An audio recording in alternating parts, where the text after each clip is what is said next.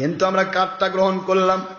একটু বোঝার চেষ্টা করুন, পহেলা বৈশাখ পালন করা কি নবীর কাজ, সাহাবীর কাজ, তাবেঈর কাজ, ওলিয়া উলিয়ার কাজ?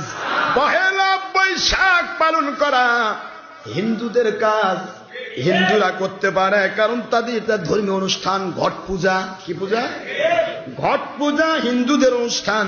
হিন্দু ভাই তাদের নিজস্ব গতি অনুসারে তাদের ধর্মে পালন করতে পারে। কিয়ামতের দিন মালিকের কাছে যদি মৃত্যুর আগে ধরা দিয়ে আল্লাহমুখী হয়ে যায় বেঁচে যাবে, আল্লাহমুখী না হয় কিয়ামতের দিন মালিকের কাছে ধরা খাবে, আমাদের কোনো যায় আসে না। কিন্তু ঘট পূজার সাথে সাথে হিন্দুর সাথে মুসলিমও এক হতে পারে না। পারে? তাহলে পহেলা বৈশাখ পালন করবেন আপনারা? করবেন?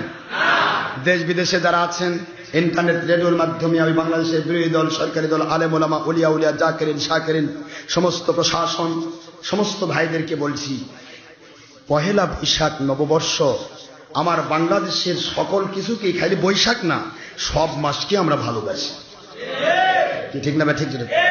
কিন্তু পহেলা বৈশাখ উপলক্ষে অথবা 31st নাইট পহেলা জানুয়ারি উপলক্ষে অথবা পহেলা মুহররম উপলক্ষে, যে কোনো নববর্ষ নওরোজ উপলক্ষে কেউ যদি একটি, ভালো করে মুখস্থ করে রাখেন, কেউ যদি একটি ডিমের পয়সা,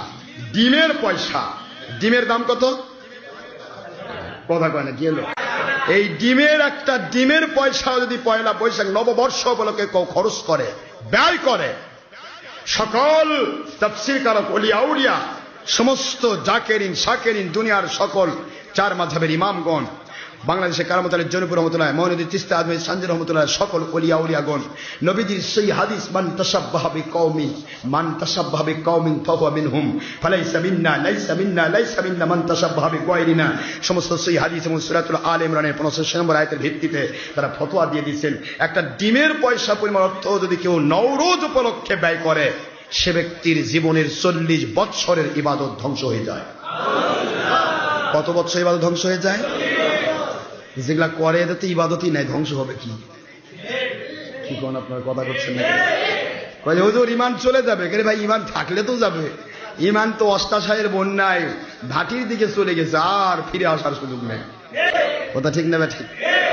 দেখেন 40 বছর ইবাদত নষ্ট হবে, এটা আমার ডক্টর আশরাফের কথা নয়, এটা ডক্টর আশরাফ সিদ্দিকীর কথা নয়, কোরআন সুন্নাহর ডকুমেন্ট সাপেক্ষে সকল আইম্মায়ে মুজতাহিদিন, সমস্ত উলামা মাশায়েখ, সমস্ত ওলি আউলিয়া, চার মাযহাবের ইমাম, চার তরিকার ইমাম, সকলের এক কথা, মান তাশাব্বাহা বিকওমিন ফাহুয়া মিনহুম, যে ব্যক্তি যে জাতের অনুসরণ করে সে তার অন্তর্ভুক্ত হয়ে যায়। নওরোজ পালন করে মজুসিরা, যারা অগ্নি পূজারী এবং যারা মুশরিক পুতুল পূজারী, তারা নওরোজ পালন করে। সুতরাং তাদের সাথে সম্পৃক্ত রেখে কোনো মুসলমান যদি তা করে, তাহলে সেই ব্যক্তিরও কি হবে? সেই ব্যক্তির কত বছর ইবাদত ধ্বংস হবে?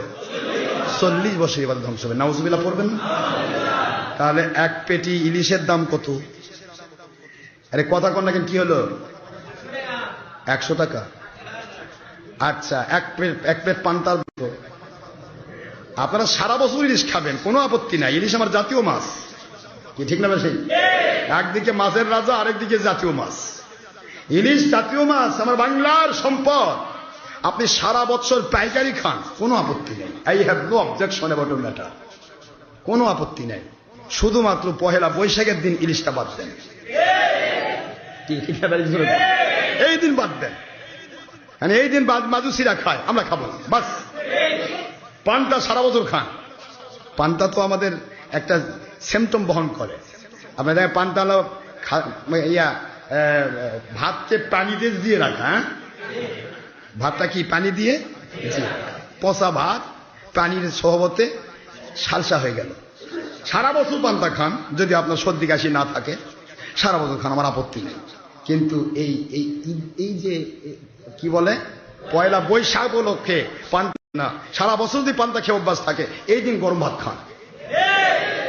এই কথা কি বোঝা গেছে? কারণ কাফের মুশরিকের তজ্জ তরিকার বিরোধী আমাকে হতে হবে। কে বলেছে? আল্লাহ। কে বলেছেন? আল্লাহ বলেছেন। আল্লাহর কথা মানা মুমিনের জন্য কি ফরজ না? না ভাই, আপনি করবেন না করবেন আমার কোনো জুলুম নাই, কারো উপর মাথা বাড়ি দেওয়ার অধিকার আমার নাই, জুলুম করার অধিকার নাই, কিন্তু আমি বলে দেওয়ার অধিকার আছে তো। তাহলে এটা আমি বলে দিলাম। এখন আপনি কয়সের পান্তা খাবেন, কয়সের রিস্ক খান, খাইবেন। কিয়ামতের দিন দেখা হবে আপনার কোম্পানির নাম কি। আমার কোম্পানি আমার আল্লাহ এবং নবী প্রেমের কোম্পানি। আল্লাহ এবং নবী প্রেমের কোম্পানিতে কোনো উলট পালট কাম চলবে না। কথা ঠিক না ভাই?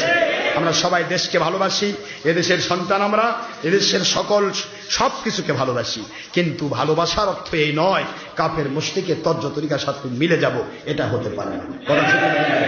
আমাকে কাফের মুশরিকের তর্জ তরিকা বাদ দিতে হবে, এটা মুসলিম হিসেবে আল্লাহর পক্ষ থেকে দাবি। যারা বলুন সুবহানাল্লাহ। আল্লাহ দাবি করেছেন, নবীজি দাবি করেছেন, মান তাশাব্বাহা বিকওমিন ফাহুয়া মিনহুম, যে যে জাতের অনুসরণ করে সে সে জাতের অন্তর্ভুক্ত হয়ে যায়। তাহলে আমি যদি মজুসিদের অনুসরণ করি, তাহলে আমরা কি মজুসিদের অন্তর্ভুক্ত হব না?